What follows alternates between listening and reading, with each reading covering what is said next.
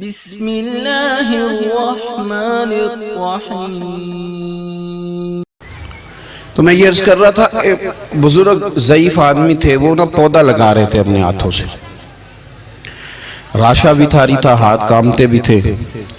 محمود گزر رہے تھے، بزرگوں کو دیکھ کر کے فرمانے لگے، بابا جی نہ تو آپ اس کی چھاؤں میں بیٹھ سکیں گے، آپ کی عمر بتاتی ہے کہ اس کا پھل بھی آپ نہیں کھا سکیں گے، تو اتنی مشقت آپ کر رہے ہیں۔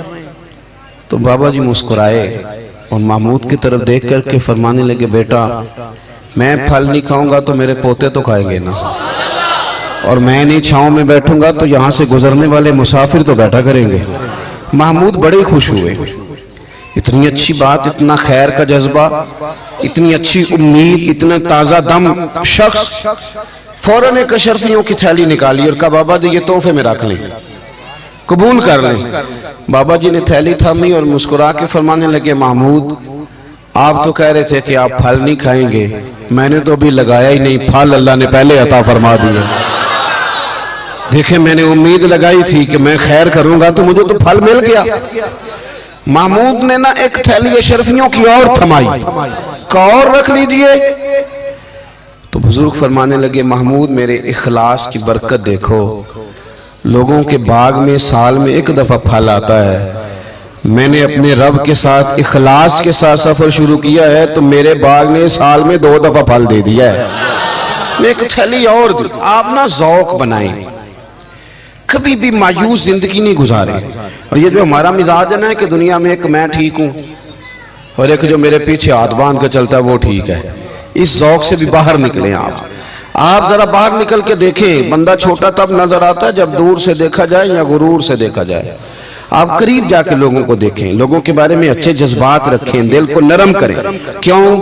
اس لیے کہ میرے محبوب پاک علیہ السلام نے فرمایا، میری ساری امت کبھی گمراہی پر جمع نہیں ہوگی، یہ ہو نہیں سکتا کہ سارے لوگ خراب ہو جائیں، یہ ممکن نہیں۔ ایک بات تو یہ، اور دوسری بات میرے بھائی، حضور نا داعی اللہ ہیں، وَدَاعِيًا إِلَى اللَّهِ بِإِذْنِهِ وَسِرَاجًا مُنِيرًا۔ حضور نے نا ہمارا رخ اللہ کی جانب موڑا ہے، اللہ کی جانب، توحید کی جانب، اپنی رسالت کی جانب۔ زندگی کے اندر کبھی بھی آپ کسی اوہام پرستی کا شکار نہ ہو۔ ہم چونکہ صوفیاء کے ماننے والے ہیں، ہم چونکہ اللہ کے بندوں کی غلامی کرنے والے ہیں، تو یہ جو اللہ والے ہوتے ہیں یہ تو عقیدہ توحید مضبوط کرتے ہیں۔ شاید باقی لوگ تو توحید بتاتے ہوں، یہ تو توحید چکھا دیا کرتے ہیں۔ تصوف اور طریقت کا جو بنیادی معنی ہے وہ معرفت خداوندی ہے۔ کبھی بھی یہ جو ہم وہم کا شکار ہے نا، وہم کا، یعنی ابھی تک لوگ کہہ رہے ہیں کہ کالی بلی رستہ کاٹ گئی ہے، ابھی تک لوگ کہہ رہے ہیں کہ میں نکلوں تو مجھے آواز نہ دینا، ابھی تک لوگوں کو مسئلہ بناؤں، آج کے دور میں بھی، جبکہ آپ نے اس رب کریم کی بارگاہ کی عبادت کا اعلان کیا ہے کہ جو مالک کریم وحدہ لا شریک ہے، اور اس رب کریم کے ہوتے ہوئے آپ لوگوں سے ڈرتے ہیں۔ آپ انسانوں کے بارے میں وہم کا شکار ہیں۔ اتنا کچا نظریہ میرے رسول پاک صلی اللہ تعالیٰ علیہ وسلم نے نا ہمیں ان چیزوں سے باہر نکالا۔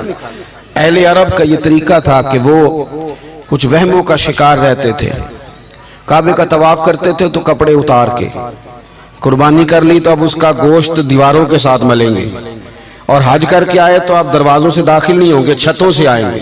یہ کام نہیں کریں آپ۔ وہ جو اوہام پرستی ہے، خاص قسم کی وہم کا شکار ہونا، وہم کا، یعنی بڑی معذرت کے ساتھ مجھے یہ بات کرنی پڑے گی کہ اتنا کالا جادو، ہر تیسرے آدمی کو کالا جادو، ہر تیسرے آدمی کو، اور خیر سے وہ جو بتانے والے ہیں وہ بھی بڑا انوکھا انداز انہوں نے اختیار کیا ہوا ہے۔ وہ کہتے ہیں تجھے جادو کر دیے کسی نے۔ کس نے کہا کہ یہ مجھے بتانے کا حکم نہیں، مجھے شرارت کا حکم تھا، شرارت میں نے کر دی، اب تو گھر جا کے سوچتا رہے۔ اسی طرح ڈھیروں قسم کے ملانگ ہمارے کھاتے پڑ گئے، ٹال پہنے ہوئے، اور وہ آ گئے، وہ لوگوں کو قسمت کا حال بتاتے ہیں۔ آپ کا تو مجھے نہیں پتا، میں نے اپنے دیہاتوں میں دیکھا ہے کہ وہ سونا بھی ڈبل کرتے تھے، بعد میں پتہ چلتا تھا سنگل بھی غائب ہو جاتا تھا۔ ہنسے نہیں جی، اونچا نہیں ہنسنا چاہیے کبھی بھی، یہ محافل ہے ہماری، سنجیدہ ماحول ہے۔ میری بات پہ آپ توجہ کریں گے عزیز، کہ آپ اوہام پرستی کا شکار نہ ہوں۔ ورنہ آپ اور نبی پاک صلی اللہ علیہ وسلم نا جگہ جگہ حضور ہمیں ذوق دیتے سمجھاتے کہ تم نے اپنی توجہ اللہ رسول کی جانب رکھنی ہے، تم نے الجھنا نہیں، ورنہ آپ کیسے میدان میں نکلیں گے؟ فوجی کہہ دے ہمیں کالا جادو ہو گیا، ہم سے جایا نہیں جاتا، تو جنگ ہوگی؟ کوئی کہہ دے ہم پر تو وہ فلانے نے سیو کرا دیا ہے تو ہم دفتر نہیں جا سکتے، تو کاروبار زندگی چلے گا؟ کن چکروں میں پڑ گئے؟ جادو ہوتا ہے، اس کی حقیقت سے انکار نہیں، لیکن اتنا کچا ماحول، اتنی کمزور بات، یہ اہل ایمان کا شیوا نہیں ہے۔ آپ مضبوط رہیں۔ عارف رومی رحمت اللہ علیہ فرماتے ہیں میں کبھی بھی زندگی میں کوئی بات اس لیے نہیں کی کہ مجمع ہنسے، اور ہنسنا ویسے بھی شریعت میں مسکرانا ہے، کہہ لگا کے تو روٹین میں بھی ہنسنے سے پرہیز کرنی چاہیے۔ وہ کہتے ہیں ایک بادشاہ تھا تو اس کا بھی ذہن بن گیا تھا کہ پتہ نہیں یہ کیا ہو جاتا ہے۔ کچھ یہ لوگ نا ہمارا وہم بڑھاتے ہیں، آج کل جو طویل دھاگے والے لوگ ہیں نا، یہ اور اضافہ کرتے ہیں اس کے اندر، اور کہانیاں بنا کے دیتے ہیں، لوگ اور زیادہ الجھ جاتے ہیں۔ بادشاہ تھا تو وہ شکار کرنے جاتا تھا تو اس کے ذہن میں یہ خیال تھا کہ اگر رستے میں کوئی بندہ میرے متھے لگ جائے تو میرا شکار ٹھیک نہیں ہوتا۔ تو وہ کیا کرتا، وہ جب سفر کے لیے نکلتا تو لوگوں سے کہتا سارے رستے خالی کرا دو، میں نے شکار کے لیے جانا ہے۔ لوگ رستے خالی کرا دیتے۔ ایک دن ایک آدمی بیچارہ نے ایک آنکھ سے اسے نظر نہیں آتا، وہ کوئی جنگل سے لکڑیاں کاٹ کے آ رہا تھا تو اچانک وہ چڑھ گیا۔ اذانیں زیادہ ہوتی ہوں تو ایک کا جواب دینا ضروری ہوتا ہے، وہ ہم دے چکے ہیں، اس لیے آپ توجہ کریں میری بات۔ تو وہ بیچارہ چڑھ گیا لکڑ ہارا سڑک پہ، اس کے سپاہیوں نے بندے تو بڑے ہٹائے تھے پر یہ غلطی سے آ گیا، انہوں نے پکڑ لیا، بادشاہ کے سامنے پیش کیا۔ بادشاہ کہنے لگا تمہیں نہیں پتا کہ میرے رستے میں کوئی آئے تو میرا شکار نہیں ٹھیک ہوتا، اس کو باندھ دو۔ دھوپ بڑی سخت تھی، درخت کے ساتھ باندھ دیا، کہا جا رہا ہوں واپس آتا ہوں، اگر شکار ٹھیک ہو گیا تو چھوڑ دوں گا ورنہ اسے قتل کر دوں گا۔ دو بندے اس کے سرانے کھڑے کر دیے تلوار لے کر کے۔ اب وہ بیچارہ صبح سے بندہ ہے، بادشاہ چلا گیا۔ اتفاق کی بات یہ کہ آج شکار پہلے سے بھی اچھا ہوا، خوب ہوا، بادشاہ واپس آیا۔ اب یہ دھوپ میں بندہ ہے، کسی نے پانی بھی نہیں پوچھا، تنگ آمد بجنگ آمد، بندہ جب پورا تنگ آئے تو پھر جنگ بھی بڑی کرتا ہے۔ اس نے کہا یار آج مرنا تو ہے، اب مرنا سچ بول کے۔ بادشاہ نے کہا اسے کھول دو، آج میرا شکار بڑا اچھا ہوا ہے، لہذا اسے کچھ نہیں کہنا، کھول دو۔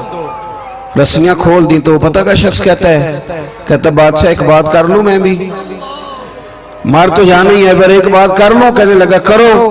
کہنے لگا تم نے صبح میرا منہ دیکھا تھا، تمہارا شکار بڑا اچھا ہوا ہے، دن بڑا اچھا گزرا ہے، پر میں نے آج سویرے تمہارا منہ دیکھ لیا تھا، تو دیکھو میرا بیچارے کا کیا حال ہوا ہے کہ صبح سے یہاں۔ اب تم بتاؤ منحوس میں ہوں کہ تم ہو، نحوست میرے اندر کہ تمہارے اندر؟ میں اگر کوئی جوان آدمی میرے ساتھ آ کے یہ بات کرتا ہے نا کہ میری فلان ہو گیا تو میں بڑا، تم مجھے اس پہ غصہ آتا ہے۔ میں کہتا ہوں آپ اس عمر میں یہ کام کریں گے تو بزرگوں کو کون سہارا دے گا، ضعیفوں اور کمزوروں کو کون اٹھائے گا؟ آپ اتنی کچی باتیں کرتے ہیں۔ اور یہاں پیروں نے بھی عجیب تماشا گھڑا ہوا ہے، سویرے 9 بجے بیٹھ جاتے ہیں تعویذ لکھنے۔ آپ قرآن شریف کا درس کب دیں گے؟ آپ حدیث پاک کب پڑھائیں گے؟ آپ ان کو اصول فقہ کب بتائیں گے؟ پیر صرف دین کا نمائندہ ہوتا ہے جس نے رب رسول کا دین پڑھنا ہے اور آگے پڑھانا ہے، جس نے لوگوں کو وہاں سے دین سیکھ کے آگے سکھانا ہے۔ باقی کیا معنی ہے چیزوں کا؟ اس نے صرف آسان کر کے جو ہمارے صوفیاء نے دیا آگے بات پہنچانی۔ دین سیکھنے سکھانے کا نام پیری مریدی ہے، اس کا کوئی اور معنی ہے ہی نہیں سرے سے۔ کہاں سے آ گئی یہ ساری چیزیں؟ حدیث سنیے، بخاری میں موجود ہے، مسلم میں موجود ہے۔ حضرت ابو ہریرہ رضی اللہ تعالیٰ عنہ فرماتے ہیں نبی پاک علیہ السلام کے صاحبزادے کا وصال حضور کی گود میں ہو گیا، گود میں وصال کر گئے صاحبزادے۔ حضور کو بڑی تکلیف ہوئی، آنکھوں سے آنسو آئے، سرکار روئے۔ صحابہ نے عرض کی حضور آپ بھی آنسو بہاتے ہیں؟ فرماتے ہیں میرا بیٹا گیا ہے، یہ آنسو محبت کی علامت ہیں، ورنہ میرے دل اور زبان پہ وہی ہے جس سے میرا رب راضی ہوتا ہے۔ اتفاق کی بات دیکھیے، اتفاق کی کہ اسی دن جس دن سرکار کے صاحبزادے کا وصال ہوا اسی دن سورج کو گرہن بھی ہو گیا۔ اب جوڑنے والے باتیں جوڑ دیتے ہیں نا، کچھ لوگوں نے بات جوڑ دی، کہنے لگے دیکھا حضور کے صاحبزادے کا وصال ہوا تو سورج کو بھی گرہن ہو گیا، سورج کو بھی گرہن ہو گیا۔ اور میرے دوستو سنو، یہ عقیدوں کی مضبوطی کتنا ضروری کام ہے۔ اپنے آپ کو فکری طور پر مضبوط رکھنا کتنا ضروری ہے۔ احمد مختار نبی پاک صلی اللہ تعالی علیہ وسلم نے اسی دن لوگوں کو مسجد میں جمع فرمایا، اسی وقت۔